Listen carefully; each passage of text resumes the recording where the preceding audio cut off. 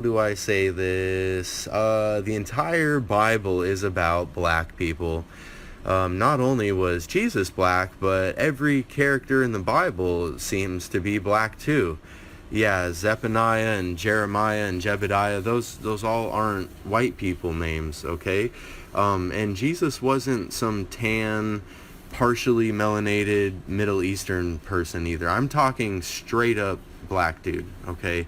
Even in the book of Revelation, when you get the vision of Daniel, he's describing someone with feet like burnt brass and white woolly hair, and we've got the deep running water voice with the red eyes, and you guys, he's black. The Jewish people are black people, like Kanye was right. And those people yelling at the park dressed in purple about black people being the real Hebrew Israelites, they're right, okay? Like, anytime you see the word Hebrew or Israelite or Jew in the Bible, in your mind you got to replace that with black person. So the whole Bible is going to make a lot more sense to you once you start reading it like that. But you need to let this get settled in your heart now before you get up there. So, I mean, they were literally whipping him on his way to get crucified, you guys. Crucifixion was a punishment, like, for slaves back then. And gladiators. And all the gladiators were black, too. Did you know that? Like, you guys, he was sold for 30 pieces of silver. That was the maximum amount of money that a slave could be sold for. Oh, just coincidence? Above his cross, it says INRI. They were like mocking him. They were saying it says this is the king of the Jews. They're saying, like, here's the king of the black people. Look what we did to him. Why does the KKK burn crosses, you guys? The racist KKK. It's just, black people rejoice. You are God's chosen people. Like, I mean, those are some big shoes to fill, but be honored. Like, feel good about that. Like, how cool. Anyway, see you later. Jesus was black. This is Job 9:24.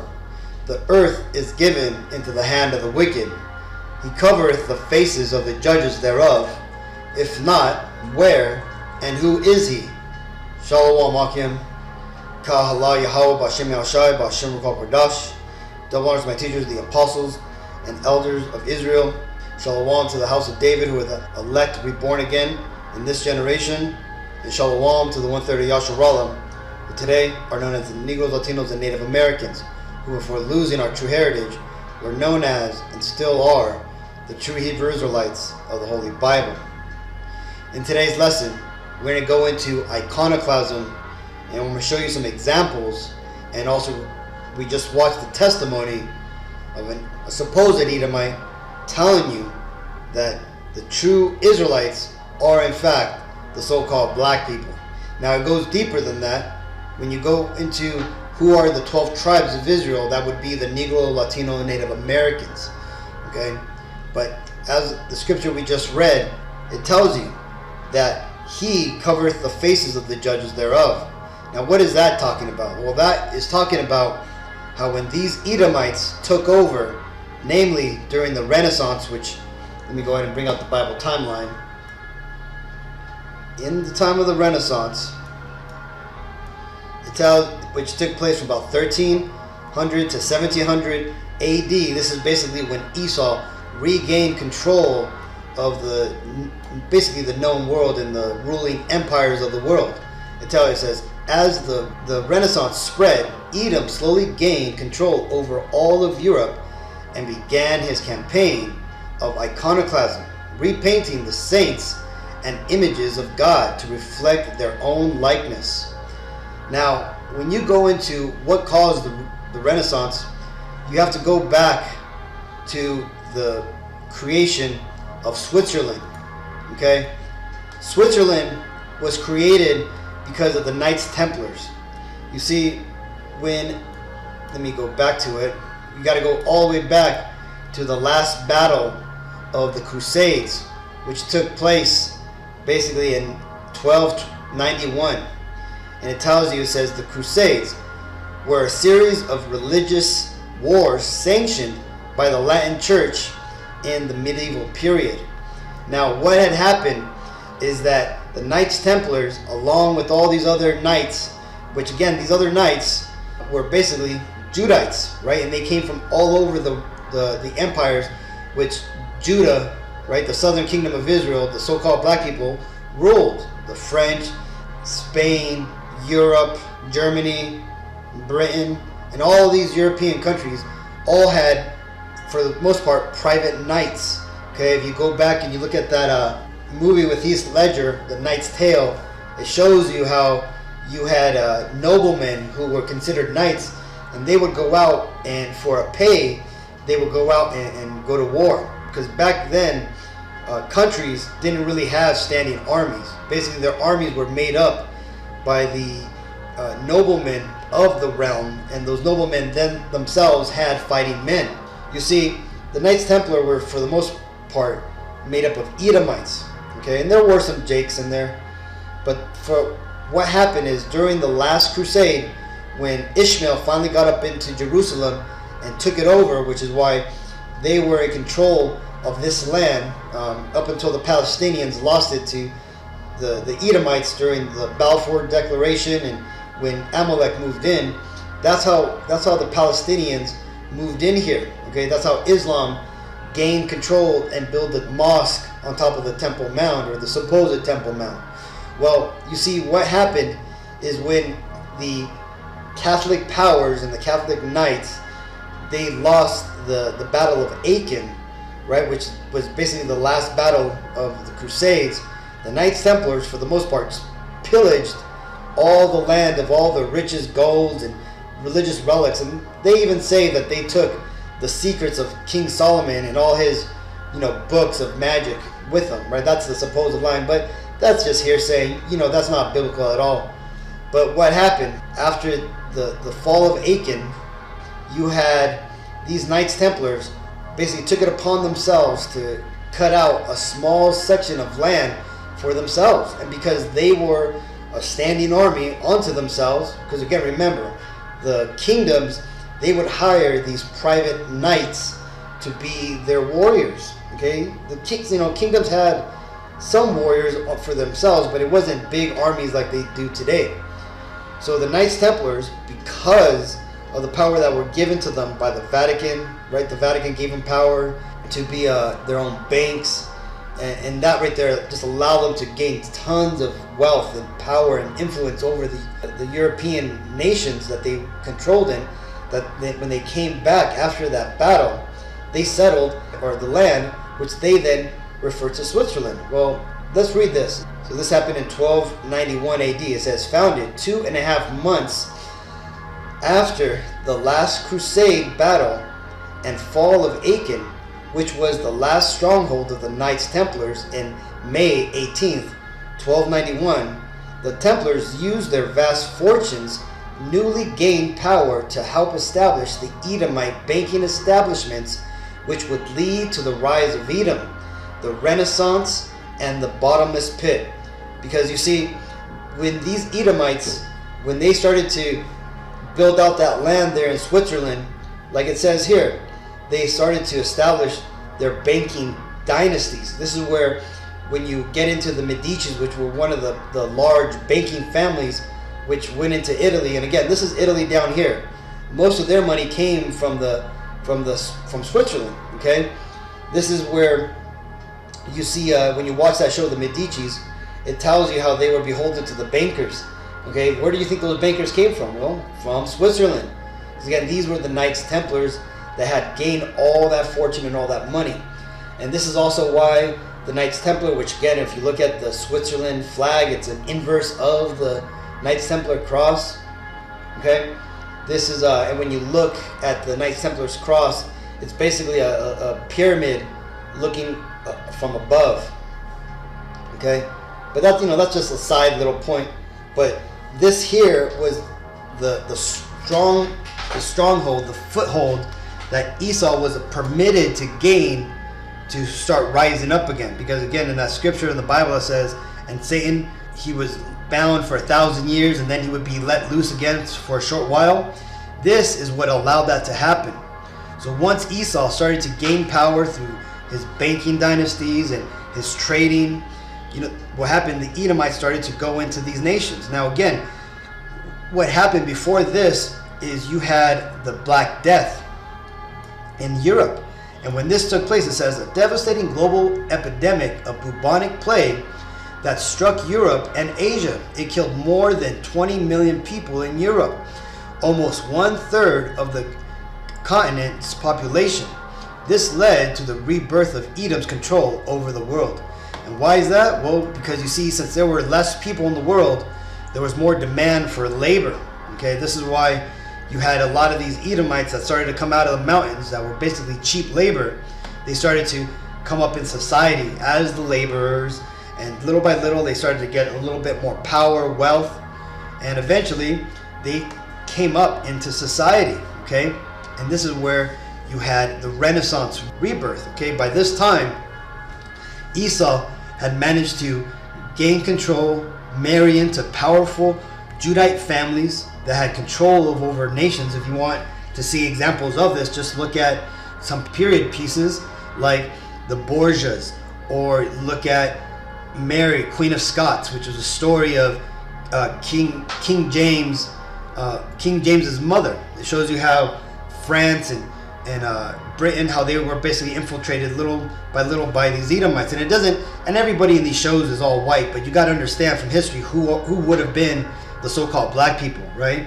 It would have been the kings and the nobles who were the black people, and you see that the lower class nobles that started to come up, or new money, these would have been the Edomites. And you start seeing in these shows, how they could gain control. And again, just throughout history and the records, you see how these Edomites gained control through treaties, through intermarrying, and all this stuff. Well, what does the scripture say about that? Ecclesiasticus 10:8. Because of unrighteous dealings, injuries, and riches got by deceit, the kingdom is translated from one people to another. Right? And the kingdom that was translated was this kingdom, right? Because here's an old Byzantine era or Holy Roman Empire, which again, you got to remember, the Byzantine Empire and the Holy Roman Empire was the split kingdom of Rome. Again, after Jake had taken over the Roman Empire, Constantine the Great came into power, created the Vatican, and then a couple of years after that, he established the Byzantine Empire. Okay, this was the continuation of the Roman Empire in the East during the late antiquity of the Middle Ages. Okay, and then after that, when you go down through history, all the way, let's go down, keep going,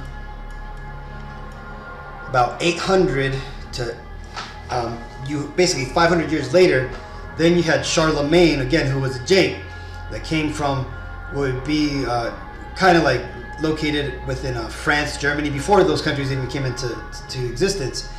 He created the Holy Roman Empire, right, which was considered like the Western Roman Empire. The Holy Roman Empire would eventually migrate west and become the Spanish Empire. Okay, so with these two countries or empires created, this is the type of images that would show who the true judges were. These were the judges, right? The so-called black people, right? Right here you have like Daniel, and you have King David and all these people, right? Here's Yahweh Shai, here's Mary. All these images of all the people from the Bible, all depicted as so-called black people, like the guy in the beginning of this video said, right? Here's another image, right? That says 3 Chaldeans with Israelite captives from the Bristol's Psalter, 11th century, written in Greek. Okay, so basically these here were Ethiopians. Okay, that's what Chaldeans were, right? They were Ethiopians, and these were their Israelite slaves or captives. Okay, look how the Israelites are depicted as so-called black people. Okay, King David, another so-called black person. Again, this is from the Byzantine or Holy Roman Empire. And right here, this I believe is over in around where the Ukrainian kingdom is at, kind of over there by Romania, I believe. Right? I'm not too sure exactly where this is at, but this is ultimately where the Orthodox priests are still at or today, right? Which is basically Eastern Europe. And look at all these images that are still there. They are so-called black people. These are the judges that ruled over Rome and early Middle Ages. Okay, what Esau refers to as the Dark Ages. They really were referred to as the Middle Ages, but when Esau came into power, and he ultimately rose up in strength and in power, he went out through all of Western Europe, Britain, France, Germany, all these places, and he started a revival of art. And what did he have these artists, the Michelangelos, the Leonardo da Vinci, the Donatellos, all these artists, why he had them go out and repaint the churches, repaint all the images of the judges from so-called black people to white people. If he didn't paint over them, he broke off the noses or broke off features that would tell the world who these people really were. But why do these images still exist? Well, because when Esau had taken over Western Europe, the Eastern Europe was still controlled by the Rus, right, which were the progenitors of the Russian and other nations which Esau had no control over. And these images were hence preserved. In fact, let's go ahead and read some examples of what took place. Right? Oh, and here's another example, right? Here's these Orthodox priests carrying an original image of the so-called black saints, right? You can see here the angels, right? This, I believe, is just an image of the Messiah, right? Yahweh Shai, right? Depicted as in his true image, right? As a so-called black man. Okay, this is another reason why the Vatican, at the Vatican, the Pope, he venerates the Black Madonna, because he understands these are the true Israelites, right? So we're gonna read this part here called The Russian Century. It says, a photographic history of Russia's 100 years. Now, this book here ultimately shows how Russia, the turmoil that it went through, during the Bolshevik Revolution, once Amalek got in there and destroyed the Russian monarchy and the king and got rid of that system and instilled and implanted communism. Well, in doing so, he pushed the narrative that they had to get rid of all the images, right? Look at all these images that these Edomites here are destroying, breaking down, right? These are all so-called black saints, right? These are the so-called black people, right? The Israelites, the true depictions of them being destroyed. It tells you here, it says, Iconoclast. Party workers remove icon covers above from icons taken out of the Moscow churches to be melted down for their silver content. The icons themselves were often burnt as firewood. Jewels and precious metals from churches were used to fund imports of machinery, mostly from the US and Germany. The huge new tractor plants were partially funded by church spoils. And look at this, right? Look at these images that they're carrying out, right? It looks like this is a piece of a wall. They have a whole columns here. See, these are all things that were destroyed. Look, even this church here was destroyed. Look, this is the rebar that was found, and you got these dirty Edomite soldiers out there destroying these images, right? It says Red Army men remove ornaments and valuables from the church.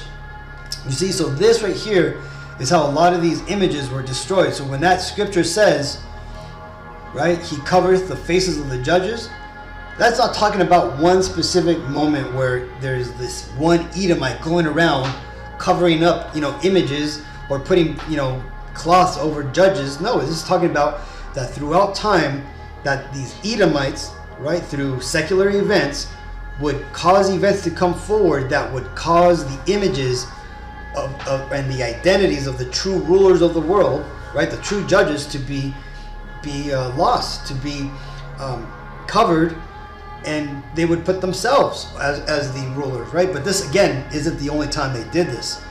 When you read 1 Maccabees 7, it says, "And they fasted that day and put on sackcloth and cast ashes upon their heads and rent their clothes and laid open the book of the law, wherein the heathen had sought to paint their likeness, the likeness of their images." So this shows you that all the way back in the time of the Greek captivity, right? Around, this is what, like 150 BC, when the Maccabee, debacle happened. That even back then and before then, that these heathens, namely these Edomites, had sought to paint themselves into this Bible, right? That sought to make themselves part of the book. And you could see that happening by Herod and his lineage, right? How they, after they killed off all the Maccabean males, they married the women within that family. And hence they then claimed the leadership of the Israelite nation. And that's why the Romans dealt with them. And that's why by the time the Yahweh Shai came on the scene, that's why Herod was ruling.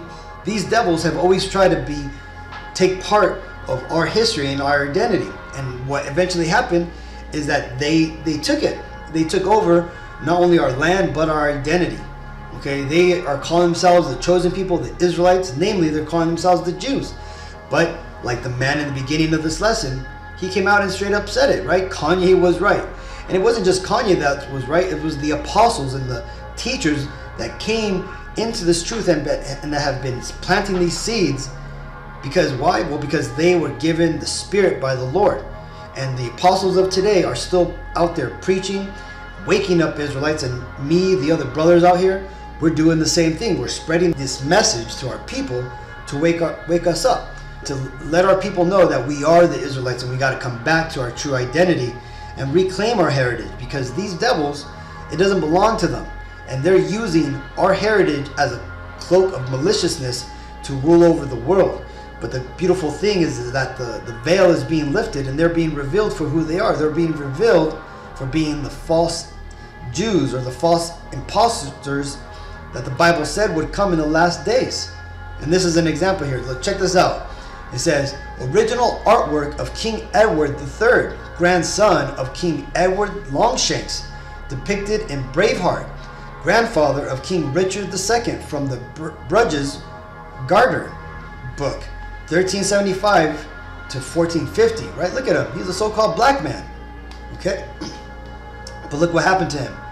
During the Renaissance, they repainted his image to look like this. Whitewashed Renaissance depictions of King Edward III, okay? See, they repainted the images, but these books that had gone out and been part of people's libraries, they couldn't get rid of all these books. And that's why you still have depictions like this. You have depictions of King James, that comes from multiple different books depicting him as a so-called black man, because he was a so-called black man. Okay, you got things like this, right? A little bit of history for you, Akim. You all see this symbol here called the fleur-de-lis.